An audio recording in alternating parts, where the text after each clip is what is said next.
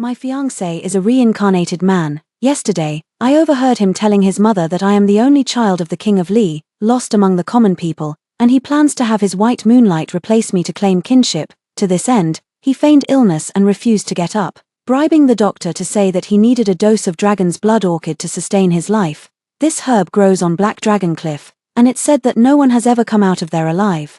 I left the jade pendant with him and walked away without looking back. He thought I was going to Black Dragon Cliff, but in fact, I headed straight for the capital. The jade pendant I gave him was a fake. I'm waiting in the capital for these two fools to fall into the trap. Hello, everyone. Welcome to my channel. Subscribe us to read wonderful stories every day. Now the story begins. Yesterday, I had originally promised my fiancé Lu Mingyuan that I would go to Guoqing Temple to pray for him as soon as I woke up, but before leaving, I decided to first deliver the ginseng porridge I had gotten up in the middle of the night to prepare for him. My mother was an outsider who settled in Shuangqiao town and received much care from Lu Mingyuan's mother, Madame Zhong. When the Lu family's house caught fire, my mother rushed into the flames and rescued Madame Zhong. But she herself died from severe injuries. Madame Zhong, grateful for my mother's life-saving act, arranged the marriage between me and Lu Mingyuan. Although the Lu family was a declining scholarly household, they were still far better off than me, an orphaned daughter of a merchant family. I am truly fortunate to have this marriage. Early in the morning, I entered the Lu family's residence through the side gate, carrying a pot of porridge. Lady Zhong was extremely pleased with me.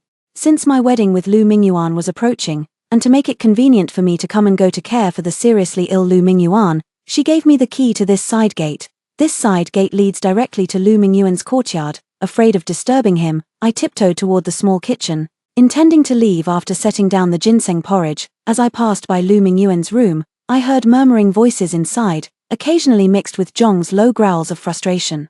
Fearing that the mother and son might argue and worsen Lu Mingyuan's condition, I quickly went to push the door open, ready to mediate. However, just as my hand was about to touch the door, I suddenly heard my name mentioned and immediately pulled back. I never liked Shen Qingli. It was all your doing. From start to finish, I've only ever liked Cici. I was completely stunned. Lu Mingyuan never said he had someone in his heart. Otherwise, I wouldn't have agreed to this marriage.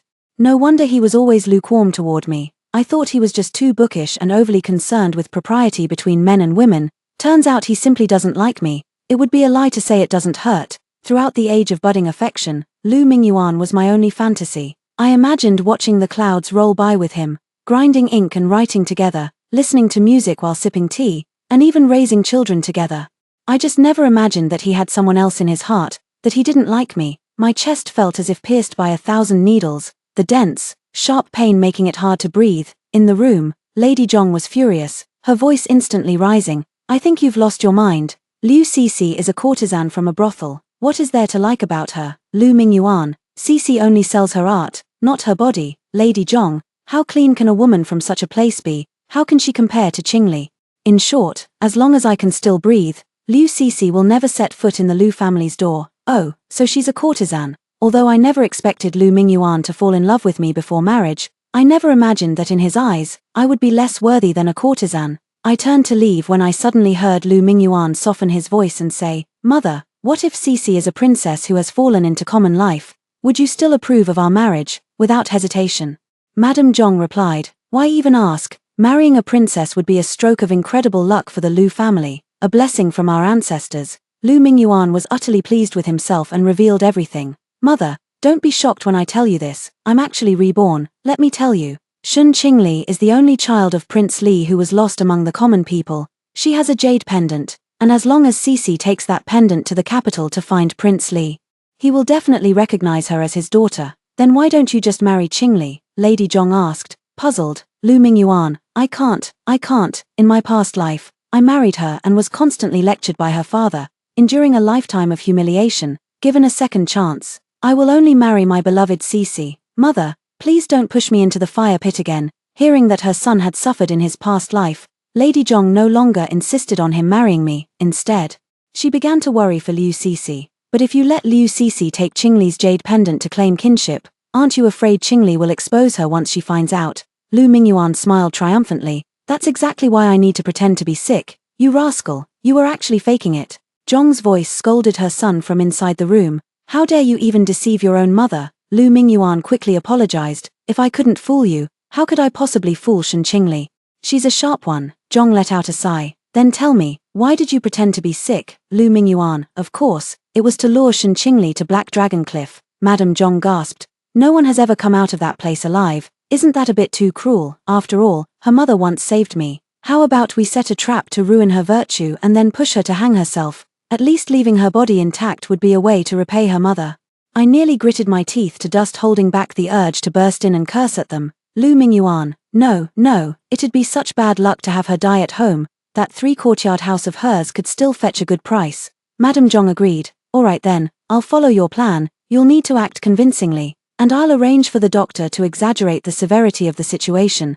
That foolish girl Qingli will surely sneak off to Black Dragon Cliff without a word to us. I couldn't bear to listen any longer, so I grabbed the porridge and quickly slipped out through the side door. Once I was out of the Lu residence, I stormed through 5 alleys in one breath before my emotions finally settled. My first instinct was to head straight to the capital to find my birth father and have him deal with that viperous mother and son pair from the Lu family. But on second thought, cutting the knot with a swift blade would be too easy on them. Only a slow, agonizing punishment would truly satisfy my burning hatred. I decided to go to Guoqing Temple as planned. Prayers required chanting sutras overnight in the temple. Had I not heard those filthy words, I would have done exactly that. But now, I only spent the night in the meditation room crafting a remarkably convincing fake jade pendant. The next day, I descended the mountain and headed straight to the Lu family's residence. Lu Mingyuan's room was already set with the elderly doctor in place for the scene. Seeing me enter, the old doctor began to sigh, while Lady Zhong wiped away non-existent tears beside him. Lu Mingyuan, with a headband wrapped around his forehead, leaned weakly against the head of the bed. Qingli, come here, for once. Lu Mingyuan took the initiative to beckon me over. I obediently stood in front of the bed. Lu Mingyuan half opened his eyes to look at me. Qingli, no matter how my mother begs you, you must not agree to her, remember. I pretended to be confused and looked at Lady Zhong. Auntie, what exactly is going on? Lady Zhong opened her mouth, wanting to say something, but after glancing at her son, she just sighed heavily. Qingli, it's better if you don't ask. It must be said that Zhong had indeed put in some effort in acting, with every expression and movement perfectly executed. The old doctor we invited had an even stronger desire to perform. Directly signaling with his eyes for me to speak outside, I hastily made up an excuse to leave the room, and the Lu mother and son were more than happy to let me go, not even offering a half-hearted attempt to stop me. The old doctor met me behind the rockery and sighed as soon as he saw me. Miss, your fiancé is in a very bad state. I quickly cooperated by clutching my chest. Doctor, just say it straight, I can take it, seeing how well I was playing along. The old doctor immediately changed his tone. Actually, there might still be a way to save your fiancé's life. Please, tell me. I was truly impatient. The old man's introduction was too long, and he took forever to get to the point. I was afraid I couldn't keep my emotions fully charged the whole time. I'm just afraid you won't be able to do it, young lady. The old man started beating around the bush again. I quickly reassured him. Even if I have to climb a mountain of swords or cross a sea of fire, I'd gladly trade my life for his. Please, doctor, show me the way. The old man nodded with satisfaction and finally got to the point. As long as you can obtain the dragon's blood orchid, your fiancé can be saved. I asked urgently. Where can I find it? The old man. You might not like it if I tell you. I gritted my teeth and said, speak. The old man, seeing my eyes redden, thought I was genuinely moved. Black Dragon Cliff, only there. Before he could finish his words, I had already rushed back to Lu Mingyuan's room like a whirlwind. Auntie, I need to be away for a few days. Please take good care of Mingyuan during this time. With that, I bowed and turned to leave. Qingli, Lu Mingyuan called out to me in a frantic hurry. I turned around, and his gaze was fixed intently on the jade pendant at my waist. Where are you going? Naturally. I wouldn't tell him that I was heading to the capital to claim my birth father and intercept him and his white moonlight. Oh, it's a girl's matter. You shouldn't ask too much. Zhongsha jumped in to smooth things over, as if afraid I would mention the name Black Dragon Cliff. Seeing that I wasn't being considerate enough, Lu Mingyuan had to speak up himself. Since you'll be away for a few days, could you leave your jade pendant with me? I'm not used to not seeing you for a day. I had long been eager to offer it to him myself, but I was afraid that moving too fast would arouse his suspicion. Seeing him finally speak up, I promptly took off my artificially aged jade pendant and placed it by his pillow. Seeing the jade is like seeing me. Mingyuan, let this jade keep you company for a few days. You'll get better soon. Believe me, I believe you. Lu Mingyuan struggled to hold back a laugh. Come back early and be careful on the road. After all the hypocrisy, I left the Lu family, I went home to pack up, entrusted the house to Nanny Wu, who had taken care of me since I was a child, and headed toward Black Dragon Cliff. Might as well go all the way with the act. Once I was far from the town, I boarded the carriage I had rented in advance and headed north. To reach the Prince of Li's mansion before Lu Mingyuan and Liu Cixi, I traveled day and night without rest. Upon arriving in the capital, instead of heading directly to the Prince of Li's residence, I spent some money to inquire about his favorite leisure spots. I learned that he visits the Shuyan Pavilion every 2 days to enjoy music and tea, and coincidentally, today was one of those days. I immediately rushed over. Perhaps it was fate. I had just changed into men's clothing and settled in the shop when a carriage bearing the character Li pulled up at the entrance of the Shuyan Pavilion. A middle-aged man with an overwhelming aura stepped down from the carriage, tall and well-built.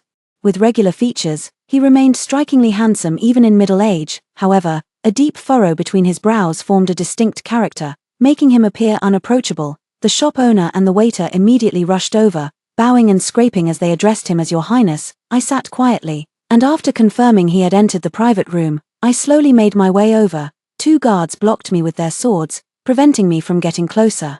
I handed them 2 pouches of silver. Trouble you both, just show this jade pendant to the prince for a look. I won't make things difficult for you. Brothers, the silver pouches were heavy, and the request was so simple that the 2 men immediately agreed. One continued to keep watch over me, while the other took my jade pendant and entered the private room. Before long, the guard came out and respectfully invited me in. Inside the private room, King Li sat imposingly. To those who knew, he was there to listen to music and savor tea. To those who didn't, it might have seemed as if he were overseeing an execution. Father, as soon as I entered, I knelt down, tearfully introducing myself. Your child is Shen Qingli. My mother is Shen Yukai, from Meishi Town. I am 18 years old, and my birthday is on the 16th of May. Yukai. My father slapped the table and stood up, his hands trembling with excitement. Is your mother outside? Seeing him like this, he must have been deeply in love with my mother, and probably couldn't bear the news of her death. I shrank my neck and secretly moved my knees back. My mother has passed away. Passed away. My father was thunderstruck, instantly feeling as if struck by lightning. When did it happen? 5 years ago. I quietly took 2 more steps back, stopping at a distance where he couldn't reach me with his drawn sword. There was a fire at my neighbor's house. My mother saved the neighbor's wife, but she herself was severely injured and didn't survive. Did you send the woman she saved to be buried with her? My father gritted his teeth, his eyes turning red. I trembled and whispered in reply, how would I dare? Slap. My father slammed the table and sat back imposingly. You, a noble princess, what wouldn't you dare? Me, I just didn't know beforehand, that's all. Seeing me shrinking back like a quail, my father finally realized I was still kneeling. He quickly helped me up and affectionately patted my head. You're exactly like your mother. Before the words were finished, tears streamed down. I've been searching for your mother for 18 years. She's so heartless, refusing to come back to see me even in death. A chill ran through my heart. For a woman as gentle as my mother to never want to see someone again in her entire life. Unless, father, did you do something to wrong my mother? My voice unconsciously turned sharp. If I had a knife in hand, it would definitely be pressed against that scumbag father's neck. I didn't, my father retorted loudly, then slumped in dejection. I just brought a pregnant woman back to the mansion. Before my father could finish, I grabbed a teacup and splashed it directly in his face. This is for my mother. You don't deserve to be my father. I turned to leave, but my father grabbed me tightly. Why are you as stubborn as your mother?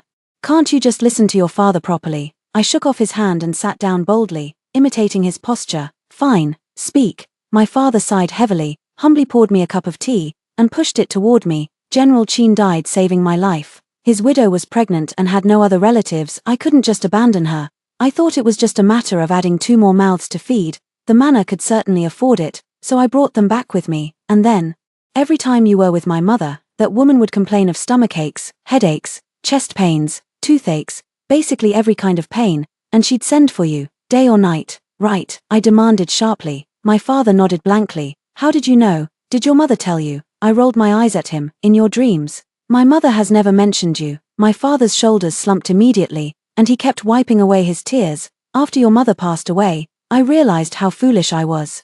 I thought I was repaying a kindness, but in reality, I was tricked by that woman, making your mother mistakenly believe I had improper thoughts about her. I was utterly foolish. My father raised his hand and slapped himself twice. He truly hated himself, not holding back at all, and 2 handprints immediately appeared on his face. After discovering your mother had left, I immediately sent General Qin's widow away that very day. but your mother never returned.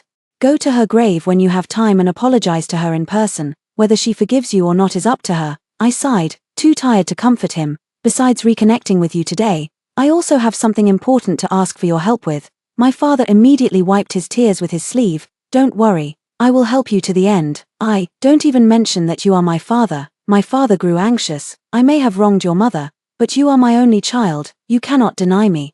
I raised my hand and pressed it down, signaling him to calm down. Then, I told him all about Lu Mingyuan's scheme that I had overheard. After hearing this, my father suddenly drew his machete. "You bastard, how dare you scheme against my daughter? Wait here, I'll go cut off his head for you to kick around like a football." Seeing me flinch back in fear, my father quickly forced a smile, sheathed his knife, and awkwardly comforted me. "Don't worry, my dear daughter.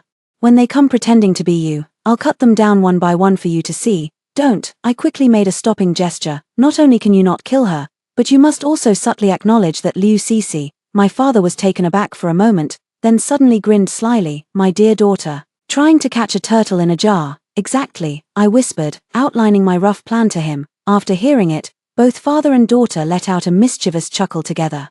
My father found a master of disguise, who made me a flawless human skin mask. Thus, a fair-faced guard appeared at the gate of Prince Li's mansion. Although this guard was the smallest in stature, he held the greatest authority. Everyone in Prince Li's mansion, including the prince himself, had to obey this guard. My father called me Ruian, saying it was one of the names he had chosen for the child when my mother was pregnant. 3 days later, Lu Mingyuan and Liu Cixi appeared in front of Prince Li's mansion. Normally, it would take at least 10 to 15 days to travel from our town of Shuangqiao to the capital.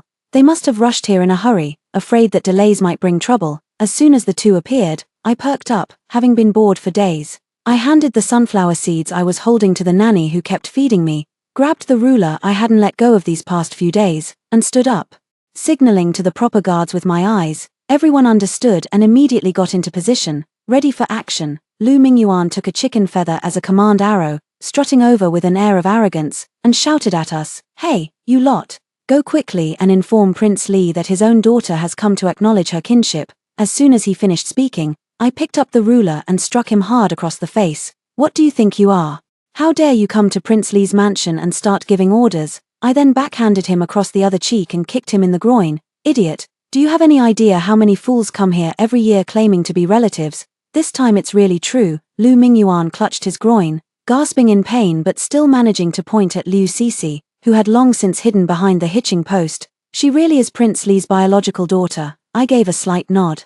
And the guards immediately began to beat Lu Mingyuan fiercely. "Fool, every person who comes to claim kinship says they're the real one. Don't you have anything more original to say?" Nanny Jiang, who never leaves my side, quickly handed me back the leftover melon seeds I had been eating. I cracked a seed as I walked towards Liu Cixi. "Didn't you come to claim kinship? Why are you hiding? Step forward and let me see if you resemble our prince or princess."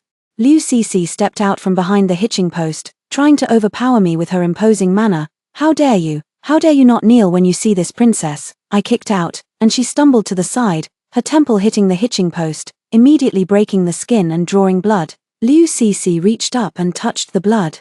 Completely losing control, she pointed at me and cursed, "You lowly gatekeeper, how dare you strike a princess? Your whole family better prepare to meet their end. I'll have my father the prince behead every last one of you." As she spoke, she desperately tried to rush into the prince's mansion. The guards stood in a row, their long blades blocking her path. She screamed in fear and stepped back. "Step aside. I am the princess. I order all of you to step aside." She held up the fake jade token I had made. "See this, I am the real princess." The guards only obeyed me and paid her no heed. I stepped forward and struck her mouth with the ruler, and only then did she quiet down. "Get them out of here." I was tired from the fight and ordered the guards to drag the two away and throw them far off. Unwilling to give up, they took the same approach as I did and went to the Shuyan Pavilion the next day to try to meet my father. But my father was holed up in the Emperor's hot spring retreat and didn't dare to step out without my orders. On the third day, Lu Mingyuan and Liu Cixi had no choice but to come again to the gate of Prince Li's residence to request an audience. This time, they had learned their lesson and respectfully bowed to me as soon as they saw me. "Sir, could you do us a favor and help us get a message through?" As Lu Mingyuan spoke, Liu Cixi handed me a small piece of silver. It was just a small amount. So I casually tossed it to another guard. I raised my wolf tooth club and struck at the two of them, daring to bribe me. "You're asking for death." Lu Mingyuan quickly shielded Liu Cixi and ran. I chased after the two and beat them fiercely until my arms grew sore, then I finally stopped. Lu Mingyuan and Liu Cixi were bruised and swollen, furious but not daring to speak out, and they left supporting each other. For the next few days, the two of them did not show up again. The guards I sent to keep watch came back to report that Liu Cixi couldn't handle the beating and had developed a fever, crying out that she wanted to return to Shuangqiao town and refusing to acknowledge this unlucky kinship, afraid that it might affect the subsequent arrangements. I urged my father to return to the estate and had someone spread the word to those two cowards. At the entrance of the Prince Li's mansion, as soon as my father stepped down from the carriage, Liu Cixi suddenly rushed out, screaming through the guards, "Father, father, I am your biological daughter, Shen Qingli." She held the jade pendant high, kneeling on the ground. This was left to me by my mother. Her name was Shen Lingshuang. I'm 18 years old, and my birthday is the 16th of May. She only knew the false name my mother used after settling in Shuangqiao town, but even so, if I hadn't come forward to claim kinship in advance, she could still have deceived my father with the jade pendant and the accurate birth details. After all, my father would have thought my mother hated him to the core, not even bothering to tell her child her real name to avoid questions about who the biological father was.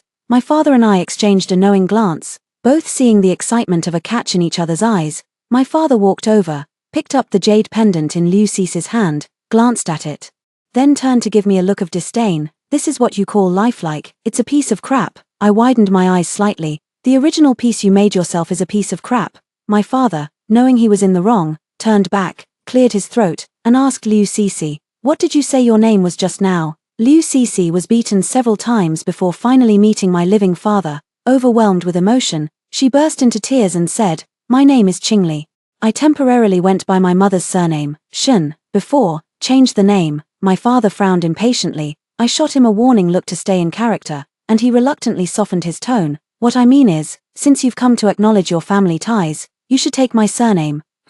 How about Xiao Xiao?" Xiao Xiao sounds like petty villain. My father still isn't steady enough. I had to nudge him with my elbow, but he thought his performance was stable and ignored me. Liu Cixi.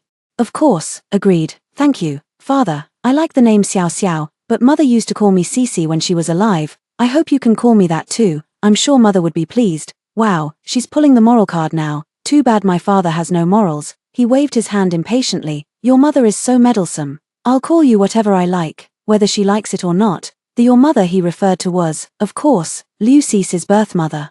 Liu Cixi was intimidated by my father's imposing manner and didn't dare to push her luck further. "Your daughter will obey whatever father says." But even so, my father still only addressed her with a "Hey, hey, who is this kid to you?" My father glared fiercely at Lu Mingyuan, as if he wished to cut off his head with a single stroke of his blade. Lu Mingyuan bowed with fear and trepidation. "This humble junior, Lu, I didn't ask you," my father interrupted him roughly, turning to Liu Cixi.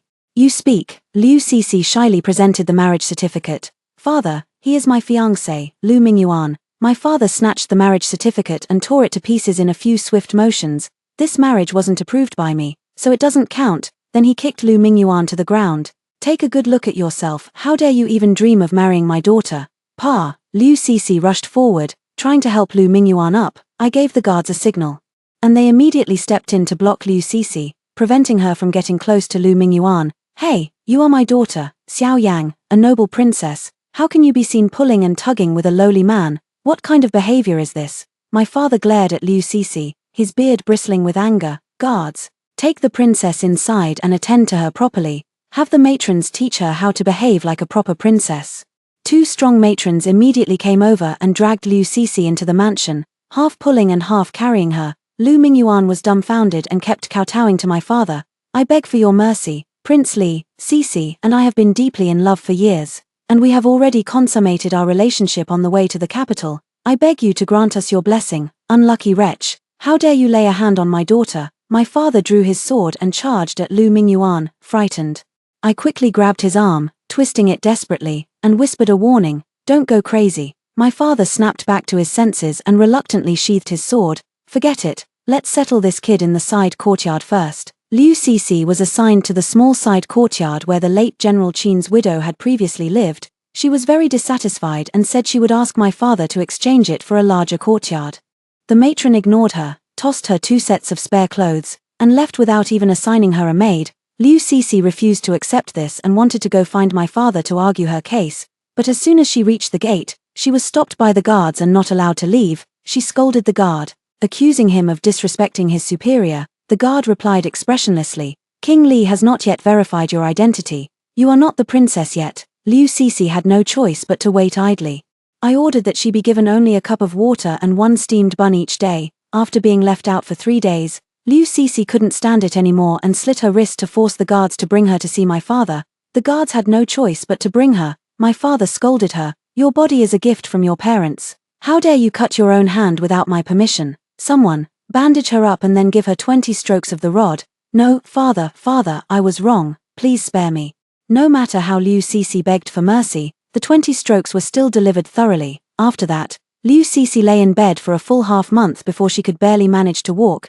During this time, I happened to go to the other courtyard to deal with Lu Mingyuan. He was also confined, with only a cup of water and one steamed bun per day. 3 days later, he was already weak and listless. Seeing me appear, he immediately bowed humbly toward me. "May I ask, young master, has King Li agreed to my marriage with the princess?" I lashed him with my whip. "Shameless scoundrel, you're just a commoner. How could you possibly be worthy of our princess?" Lu Mingyuan swallowed his anger and forced a smile. "I have indeed shared a bed with the princess," I lashed out with another whip. "Slandering the princess is an even greater offense." Lu Mingyuan dared not say another word, cautiously making amends. "Then, could I trouble you, young master, to pass a message to Sisi for me?" "Speak." I stared coldly at the disheveled Lu Mingyuan, unable to understand how my younger self, just discovering love, could have fallen for such a deceitful villain. Lu Mingyuan bowed deeply. "Please, young master, help me tell Sisi that Liu swears he will marry no one but her in this lifetime, and ask her not to forget the moon-embracing bridge." Liu Sisi's Wanhua pavilion was right by the moon-embracing bridge. Lu Mingyuan was warning her not to forget him after gaining benefits.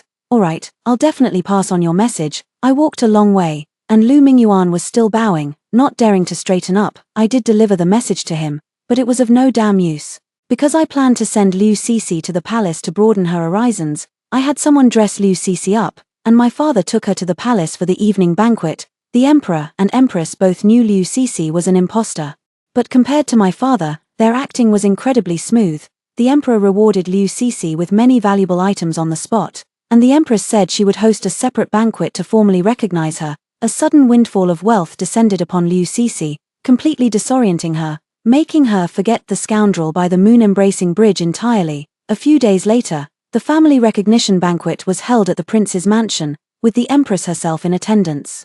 Giving Liu Sisi all the face she could ask for, at the banquet, Liu Sisi was in high spirits, flitting about among the young masters of noble families like a social butterfly. "Sisi, have you taken a liking to any of the young masters? I shall arrange a marriage for you today," the empress said, waving her jade-handled fan, her eyes full of affection as she looked at Liu Sisi. The acting was flawless. Liu Sisi blushed, her gaze wandering among the most handsome heirs of the ducal and marquis households. Finally, she approached the empress, covering her face with a fan, and whispered the name of the heir she favored. The empress smiled and nodded, ordering someone to bring the phoenix seal, intending to issue the decree on the spot. I had long since had Lu Mingyuan brought and confined in the attic, forcing him to watch the entire process of how Liu Sisi flirted with the young masters from noble families.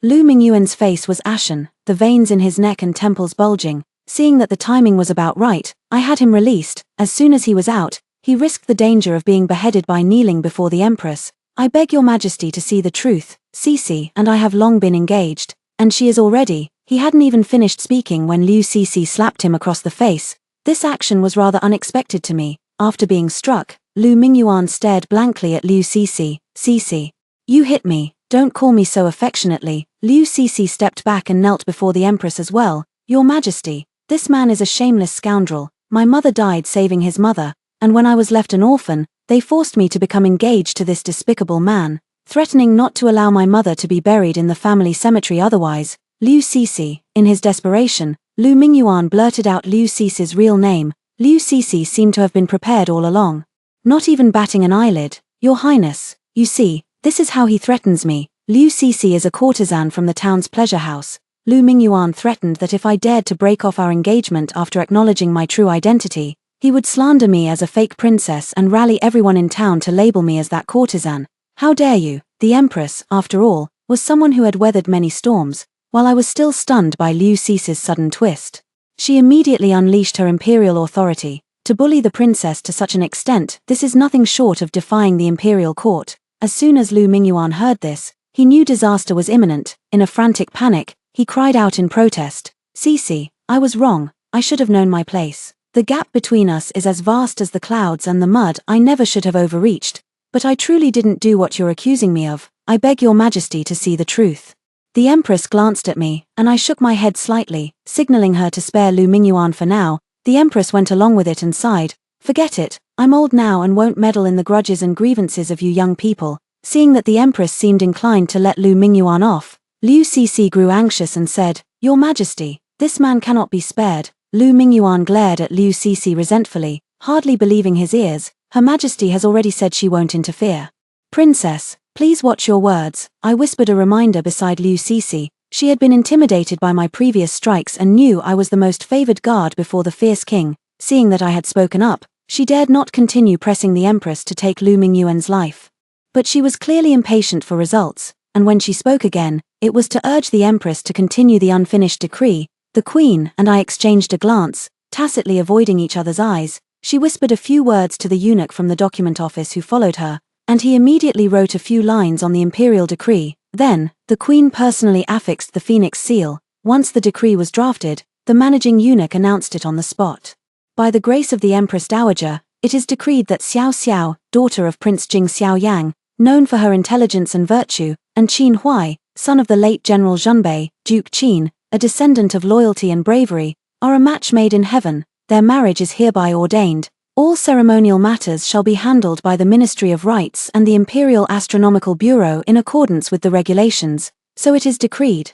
Qin Huai is the son of that drama queen Lady Qin, who caused my mother to run away from home back in the day. He is a natural-born jinx, the scourge in the mouths of the common folk. Neither mother nor son was invited today, and Liu Cece had no idea what Qin Huai looked like. Upon first hearing that the empress had not chosen the marquis's heir she favored, Liu Cece was quite shocked. However, considering it was the empress's decree and the match was with the son of the late general of the northern garrison, she thought it couldn't be too far off the mark, so she accepted the edict with some delight. This was already a bargain for her. Originally, on the way to the capital, I had planned to send her off to a barbaric small country for a political marriage, but after hearing about how Lady Qin had angered my mother, I changed my mind. Especially after learning that Qin Huai was a troublemaker who was quick to resort to violence, I became even more determined to have her marry him. With Liu Cece's marriage settled, I managed to get a share of the benefits from the family reunion, and I also ended up hitting her many times for no reason. Lu Mingyuan's gaze was so sinister it sent chills down one's spine. I was more than happy to see this. Liu Cece's wedding arrangements were entirely handled by the Ministry of Rites.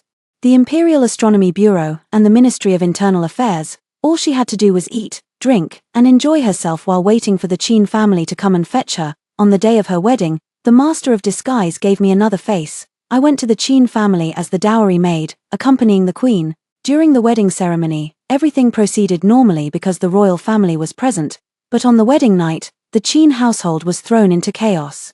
Although Qin Huai was known for his savage nature, he wasn't foolish. Liu Cece and Lu Mingyuan had already consummated their relationship, and when she tried to deceive him with chicken blood prepared in advance on the bedsheet, he caught her red-handed. Immediately, he gave Liu Cece a severe beating. Naturally, this was not without my contribution. I specifically had someone instruct Qin Huai on how to determine whether the bride was a virgin on her wedding night and how to prevent her from cheating. I listened outside the door the entire time, without my orders. The maids and servants accompanying the bride dared not take any action. It wasn't until Liu Cece's cries for help could no longer be heard that I ordered people to rush in and save her, to avoid being accidentally harmed by Qin Huai. I not only wore soft armor but also had 8 guards disguised as servants accompany me as part of my dowry. My father went even further by sending a team of 36 shadow guards to protect me around the clock in shifts. Only after Qin Huai stormed out of the bridal chamber in a rage did I enter the room to check on Liu Cece. Her head had likely been slammed against the wall multiple times by Qin Huai, leaving her not only bleeding profusely but also completely unconscious. I had the imperial physician accompanying me tend to Liu Cece's wounds, then took 8 servants to confront Lady Qin. I had been looking forward to this day for a long time. Qin Huai was in his mother's room, cursing loudly, saying that the empress had assigned him a worn-out shoe, which was an insult to the ancestors of the Qin family. Of course, these words were also what I had arranged for someone to plant in his mind beforehand. Keep your voice down." Lady Qin's voice trembled with urgency. "That matron Hua is the Empress's person. If she hears you, it'll mean beheading. This old servant has already heard." I barged into Lady Qin's chamber with 8 attendants, pushing aside her matrons, maids, and servants. "Lady Qin, the words this old servant just overheard are a crime punishable by the extermination of 9 generations. After all these years managing your household, you've allowed such treasonous speech to emerge from your residence, directly insulting Her Majesty. I truly break into a cold sweat on your behalf. As the dowry matron bestowed by the Empress, I spoke what should be said and what should not. Since I have heard of this matter, I cannot pretend to be unaware. According to palace regulations, the rebel should be immediately apprehended and reported to the Empress and the inner court. Madam, would you prefer to order the binding of this rebellious son and hand him over to me, or shall I send someone with the Empress's decree to summon a team of imperial guards to arrest him at your residence?" Madam Qin was terrified by my words and broke down in tears, kneeling at my feet with her hands clasped together, pleading incessantly, "Matron, spare his life. Matron, please see clearly. Huaya has no idea what he's saying. He's having another episode of madness. I beg you not to take his ravings seriously. His father died fighting for the country. I beg you, matron, to consider that my late husband gave his life for the nation, leaving behind only this one descendant. Please show mercy. The Qin family must not be left without an heir. All the fault is mine. It's my failure in raising him, my negligence in watching over him. Punish me if you must. Matron, I beg you to report to the Empress that I am willing to accept any punishment, only asking for Her Majesty's grace to spare his life." Thinking back to how this woman repeatedly interrupted my mother and father's intimate moments, causing my mother to leave home in anger and ultimately be separated from my father by life and death, I can't help but sigh with emotion. To lose to such a lowly person, my mother was far too polite. Alas, the lady has had her hardships as well. Very well, since Her Majesty the Empress is benevolent, this old servant is also unwilling to be too harsh. The young master suffers from a frenzied illness and speaks nonsense. It's not entirely beyond accommodation. I feigned compassion, though my heart was full of malice. However, this illness seems to be worsening, and ordinary methods are no longer effective. From today onward, we shall follow the palace's rules for dealing with madness. All matters of food, drink, and daily life will be taken over by the people I have brought. You, madam, should return to the northern frontier. I hear there is a very efficacious temple there. You may chant sutras and pray for your son's well-being. Unless necessary, do not return to see him again, I can assure you. The Qin family bloodline will not be cut off. This is the Emperor's will. I dare not defy it. Upon hearing this, Lady Qin quickly kowtowed in gratitude. After dealing with Lady Qin, I immediately had Lu Mingyuan and Liu Cixi thrown into the dungeon. I was considerate enough to give them a double room. Liu Cixi woke up to find herself in the same prison cell as Lu Mingyuan and immediately pointed at him, shouting angrily, "You persistent ghost, what have you done now to drag me into this?"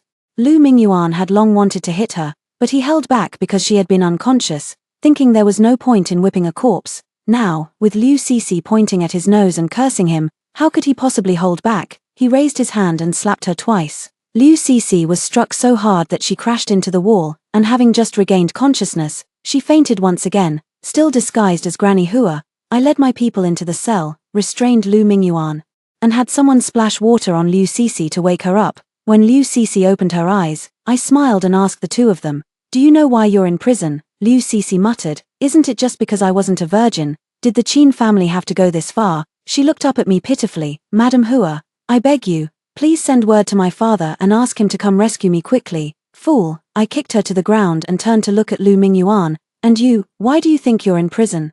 Lu Mingyuan remained silent, avoiding eye contact, clearly having guessed that the impersonation of the princess had been exposed. Only Liu Cixi was still shouting at me, "You're just the Empress's lackey. How dare you hit me? The princess, someone, slap her face." I sneered coldly and raised my hand, putting on a face-changing act for them. The face I changed into was that of the guard Ruian. The two of them, upon seeing this, simultaneously recoiled, scrambling backward on all fours.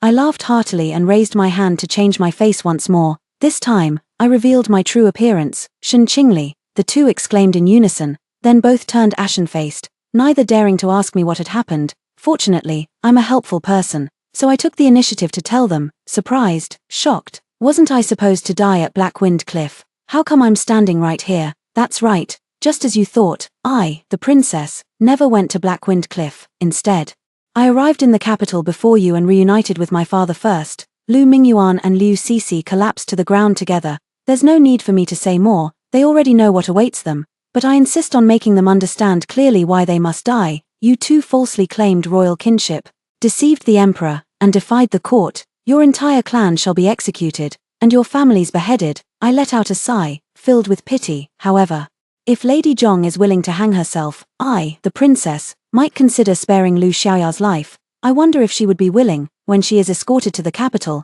I will personally ask her. Lu Xiaoya is Lu Mingyuan's youngest sister, only 3 years old, and very adorable. I couldn't bear to see her die. Lu Mingyuan stared at me fiercely, finally realizing that I had overheard his conversation with his mother, but he still didn't answer me.